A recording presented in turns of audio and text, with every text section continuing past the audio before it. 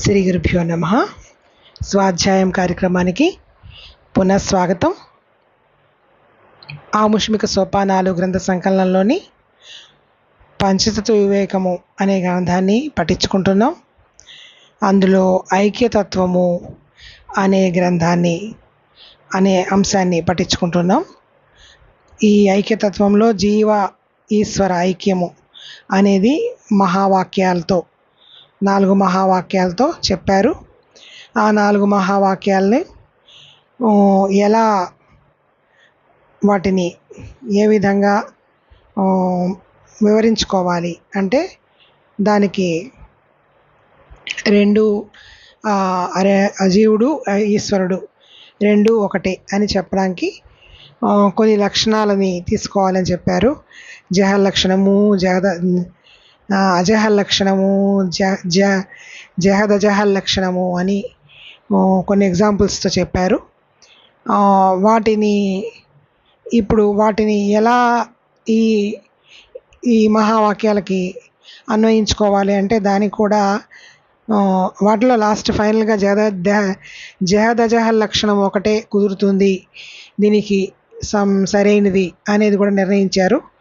ఆ దేవదత్తుడే ఈ దేవదత్తుడు అనే రూపంలో అంటే జీవుడే బ్రహ్మము అనే విధంగా దాన్ని మనం అన్వయించుకోవాలని, దానికి కూడా ఎట్లా చేయాలి, ఎట్లా అన్వయించుకోవాలి అనే దానికి బ్రహ్మ జీవుని ఎందుకు కలవడమా, జీవుడు బ్రహ్మ ఎందుకు కలవడమా, ఎట్లా అనేది చూడడానికి ఒక 4 ఉపాధి భేదాలు ఎలా ఉంటాయి ఏంటి అనేదానికి ఒక 4 పాయింట్లు మహాకాశము, ఘటాకాశము, జలాకాశము, మేఘాకాశము అని 4 పాయింట్లు చెప్పుకొచ్చారు. ఆ 4 పాయింట్లలో మహాకాశం అంటే టోటల్గా ఉన్నదంతా మహాకాశము. ఆకాశము అంటే అవకాశాన్ని ఇచ్చేది, ఏదైనా వస్తువు దాంట్లో ఉండడానికి అవకాశాన్ని ఇచ్చేది ఆకాశం అంటే స్పేస్. సో దాంట్లో కుండ ఉంటే దాన్ని ఘటాకాశం అంటారు. కుండ ఉన్నంత వరకు ఆ ఏరియా, ఆ కుండ ఉన్న స్పేస్లో కుండ ఉన్న ఏరియా ఘటాకాశము. ఆ కుండలో వాటర్ ఉంటే ఆ వాటర్ ఉన్న ఏరియా ఘటజల ఆకాశము. ఆ వాటర్లో కూడా ఆకాశం ఉంటుంది. ఆకాశం ప్రతి చోట ప్రతి అణువులోనూ అవకాశాన్ని ఇస్తూ ఉంటుంది. అది లేకపోతే అసలు మనం ఏది ఉండదు. ఈవెన్ మన హృదయంలో హృదయాకాశం ఉంది. మనం ఉన్న ఆకాశంలో మనం ఉన్నాము. మనం ఉన్నంత స్పేస్ మంది కూడా ఘటాకాశం అనొచ్చేమో, మందిదో ఘటం అనుకుంటే అలాగా. సో దాంట్లో ఉన్న వాటరు జలాకాశము, కుండలో ఉన్న వాటరు. అది ఇండివిజువల్ బాడీకి ఒక ఎగ్జాంపుల్గా దాన్ని తీసుకుంటే నెక్స్ట్ మేఘం అనేది సమిష్టి అంటే టోటల్ వాటర్ సోర్స్కి అది ఇది కదా. అలాగే సమిష్టిగా దాన్ని తీసుకుంటే మేఘాకాశము. మేఘం ఉన్నంత మేర ఆకాశాన్ని మేఘాకాశము. ఆ మేఘంలో ఉన్న మళ్ళీ వాటర్ బిందువులు, ఆ నీటి బిందువులు ఉంటాయి కదా, బిందువులు ఉన్న స్పేస్, బిందువు లోపల కూడా స్పేస్ ఉంటుంది. బిందువు ఉన్న స్పేస్ వరకు అది మేఘజల ఆకాశము. ఇలాగా మేఘాకాశము అని ఇట్లా 4 పాయింట్స్గా చెప్పుకొచ్చారు. వాటిని ఇప్పుడు ఈ బ్రహ్మవాక్యాలకి ఎలా అన్వయిస్తారు అనేది విశ్లేషణ దానికి అనుసంధానం చేస్తున్నారు. దాన్ని మనం పట్టించుకుందాం ఈరోజు. ఇది చాలా క్లిష్టంగా ఉంది. నేనేదో కొంచెం నాకు తెలిసిందేదో చెప్పడానికి ప్రయత్నిస్తాను. తప్పులుంటే క్షమించండి. శ్రీ గురుభ్యో నమః. అట్లే ఏకము అద్వితీయము అఖండము నగు పరబ్రహ్మము 4 విధములుగా చెప్పబడును. పరమాత్మ 1 పరమాత్మ, 2 ప్రత్యేగాత్మ, 3 జీవుడు, 4 ఈశ్వరుడు. ఎట్లనగా ఒక్కటగు మహాకాశమందు వ్యష్టి జలోపాధియగు ఘటము, వ్యష్టి జలోపాధియగు ఘటము, సమిష్టి జలోపాధియగు మేఘము కల్పించబడుటయు, ఘటోపాధిని బట్టి ఘటము తోచినంత మేర గల అధిష్టానమగు ఆకాశము ఘటాకాశమనియు, ఘటజల ప్రతిబింబిత ఆకాశము జలాకాశమనియు, అట్లే మేఘమునకు అధిష్టానముగు ఆకాశము మహాకాశమనియు, మేఘజల ప్రతిబింబాకాశము మేఘాకాశమనియు పేర్లు పొందినట్లు చెప్పి ఉన్నాము. అట్లే ఒక్కడగు పరబ్రహ్మమందు వ్యష్టి ఉపాధియగు అవిద్య లేక అంతఃకరణ, సమిష్టి ఉపాధియగు మాయా కల్పించబడినవి. ఈ రెండు ఉపాధులు వృత్తులను జలముతో నిండి ఉన్నవి. అందు అంతఃకరణోపాధి తోచినంత మేర నిర్వికారముగా అధిష్టానముగానున్న బ్రహ్మ చైతన్యము ప్రత్యేగాత్మయనియు, అంతఃకరణ ప్రతిబింబిత చైతన్యము జీవుడనియు, అట్లే మాయోపాధిక అధిష్టానముగు చైతన్యము పరమాత్మయనియు, మాయా ప్రతిబింబిత చైతన్యము ఈశ్వరుడనియు పేర్లు వచ్చెను. వీని స్వరూపములు వివరించెదము. 1. ప్రత్యేగాత్మ లేక కూటస్థుడు. జీవునకు ఉపాధి వ్యష్టి అజ్ఞానము లేక బుద్ధి సమిష్టిలో అజ్ఞానము ఉపాధిగా నుండి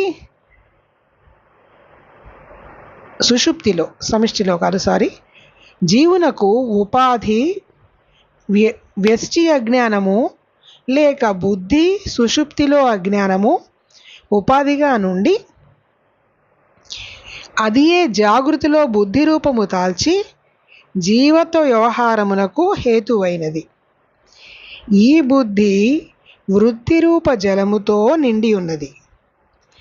ఇదియే స్థూల శరీరమును తానుగా అభిమానించినప్పుడు శరీరాకారము తాల్చి ఉన్నది.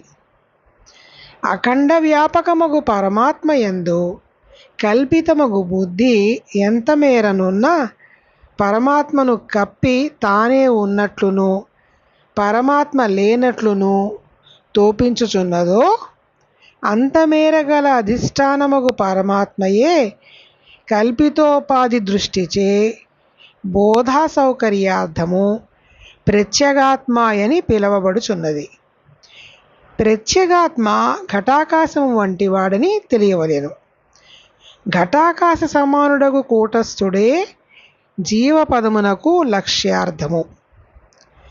వానినే నిజరూపమనియు జీవసాక్షి అనియు చెప్పుదురు. 2. జీవుడు. అధిష్టానముగు కూటస్థుడు బుద్ధివృత్తి దాని ఎందుగల ఆత్మ ప్రతిబింబము లేదా చిదాభాసుడు కలిసి జీవుడు అనబడును. ఇతడు జలాకాశము వంటి వాడు. ఇందు కూటస్థుడు నిర్వికారుడగుటచే జీవుడుగా చెప్పుటకు వీలు లేదు. బుద్ధి జడమొకటచే దానికి జీవత్వం ఒప్పదు. చిదాభాసుడు కల్పితుడగుట చేతను అంతఃకరణ లేక చిదాభాసుడుండడు కనుకను చిదాభాసునకు జీవత్వం ఒప్పదు. కనుక మూటిని కలిపి జీవుడని చెప్పబడినది. ఇతడే జీవపదమునకు వాచ్యార్థము. జీవతో వ్యవహారమంతయు బుద్ధిస్థ చిదాభాసుని యందు తోచును. అచట కూడా విమర్శించి చూచినచో వికారములన్నీయు బుద్ధివే.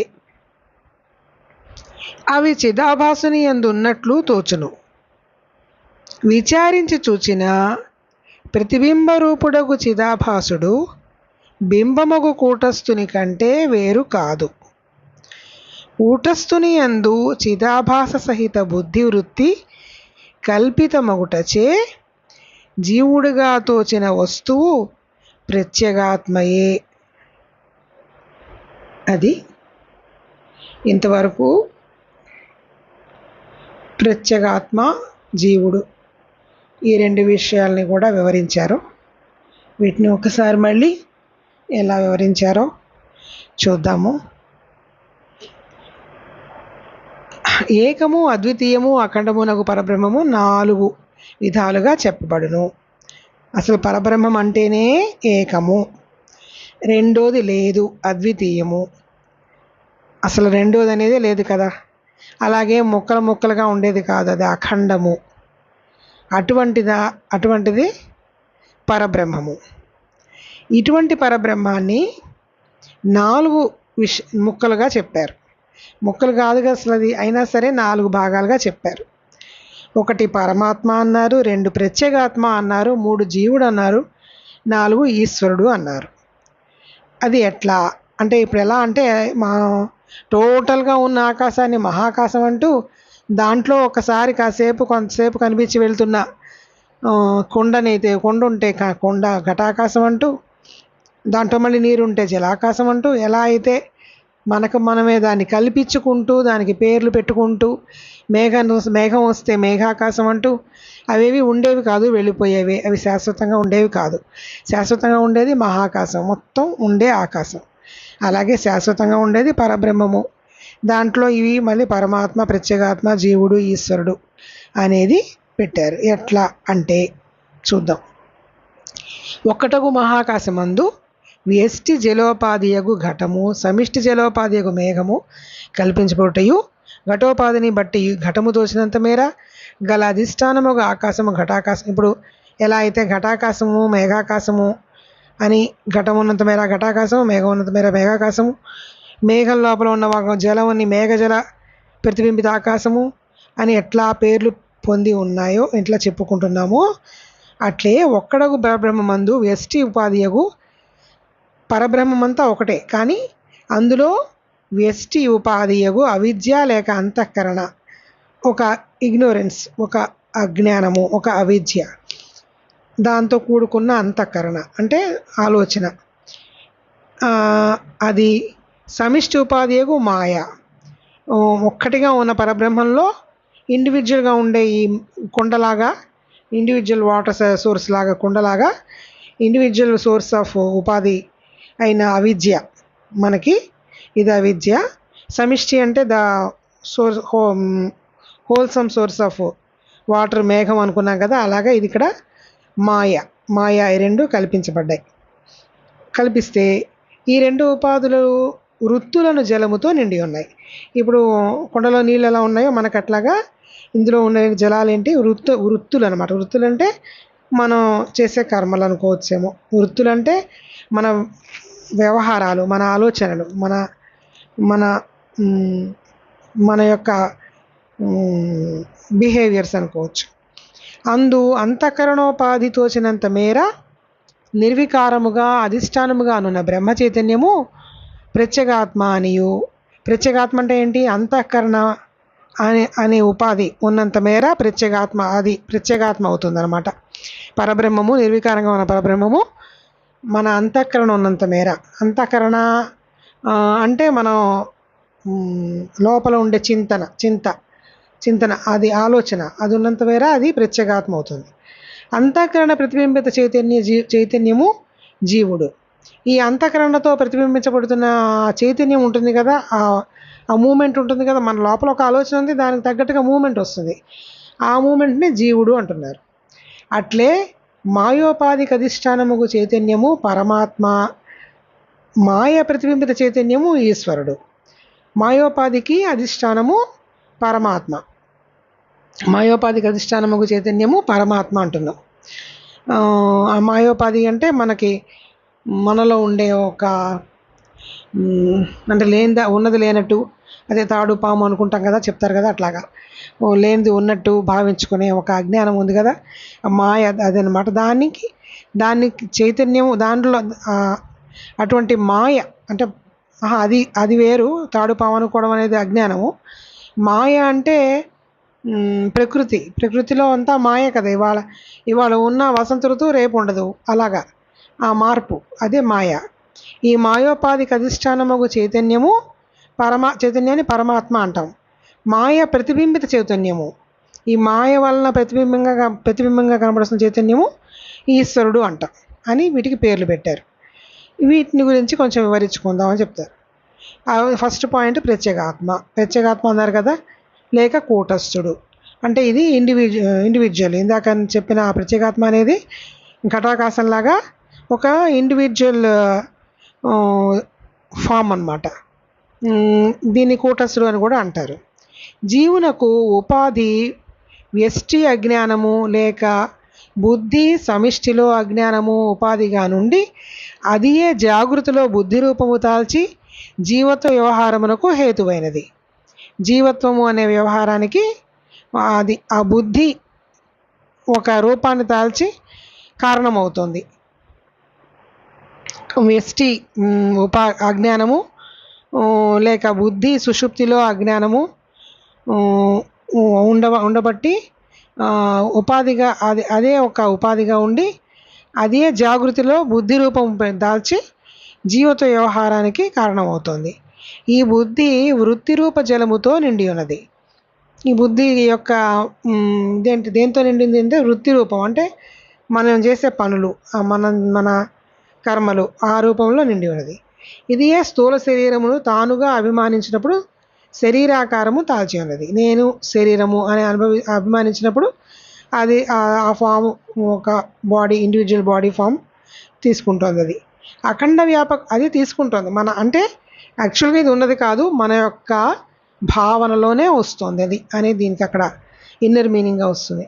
అఖండ వ్యాపకమగు పరమాత్మ యందు కల్పితమగు బుద్ధి ఎంత మేరనున్నా పరమాత్మను కప్పి తానే ఉన్నట్లును పరమాత్మ లేనట్లును తోపించుచున్నదో, అఖండ వ్యాపకమగు పరమాత్మ యందు కల్పితమగు బుద్ధి ఎంత మేరనున్న బుద్ధి ఎంత మేరనున్నా పరమాత్మను కప్పి తానే ఉన్నట్లును పరమాత్మ లేనట్లును తోపించున్నదో అంత మేర గల అధిష్టానమగు పరమాత్మయే కల్పితోపాధి దృష్టిచే బోధా సౌకర్యార్థము ప్రత్యేగాత్మ అని పిలువబడుచున్నది.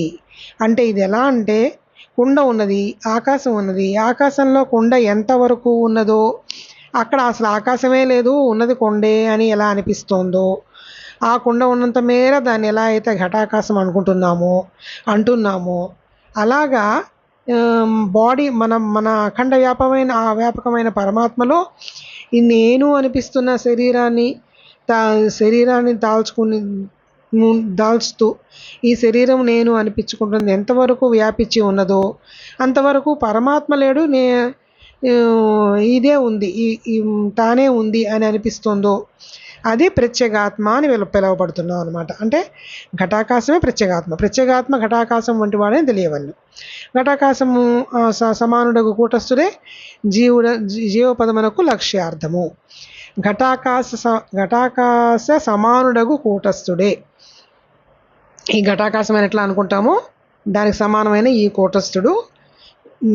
కూటస్థుడే జీవపదమునకు, జీవుడు అనే పదానికి లక్ష్యార్థము అని చెప్తున్నారు. ఇక్కడ లక్ష్యార్థం అంటే మనం మొన్న అనుకున్న ఈ జహ లక్షణం అజహ లక్షణం, వీటిలో ఆ జహ లక్షణంలో వీడేవాడు అనే దేవదత్తుడు అనేవాడు అలా అయితే ఉందో ఆ లక్ష్యార్థము అంటే ఈ జీవుడే బ్రహ్మ అనే లక్ష్యార్థానికి సెట్ అయ్యే జీవు పదము ఈ కూటస్థుడే అని చెప్తున్నారు. వారినే నిజరూపమనియు జీవసాక్షి అనియు చెప్పుదురు. అది ఫస్ట్ వన్ పాయింట్, ప్రత్యేగాత్మ అనేది. సెకండ్ దానికి జీవుడు అంటే ఏంటి? అధిష్టానమగు కూటస్థుడు బుద్ధి వృత్తి దాని ఎందుగల ఆత్మ ప్రతిబింబము కలిసి జీవుడు అనబడును. జీవుడు అంటానికి ఇక్కడ 3 చెప్పారు. ఒకటి ఇంతకుముందు చెప్పుకున్న కూటస్థుడు, దాని తర్వాత ఆయన బుద్ధి వృత్తి, దాని తర్వాత దాని ఎందుగల ఆత్మ ప్రతిబింబము, అంటే చిదాభాసుడు అని చెప్పి అనుకున్నాం కదా, ఆయన ఆత్మ ప్రతిబింబము. ఈ 3 కలిసి జీవుడు అని చెప్తున్నారు. ఇందాక ప్రత్యేగాత్మ అంటే ఘటాకాశం అంటే ద హోల్ ఘటము. ఇక్కడ దాంట్లో జీవుడు అంటే ఇదేంటంటే మన జలాకాశం అనమాట. జలాకాశం వంటి వాడు అంటే కుండలో నీళ్లు ఉంటాయి కదా, ఆ కుండలో నీళ్ళలో ఆకాశం ఉంటుంది కాబట్టి దాన్ని జలాకాశం అనుకుంటాం అని చెప్పాం కదా. ఈ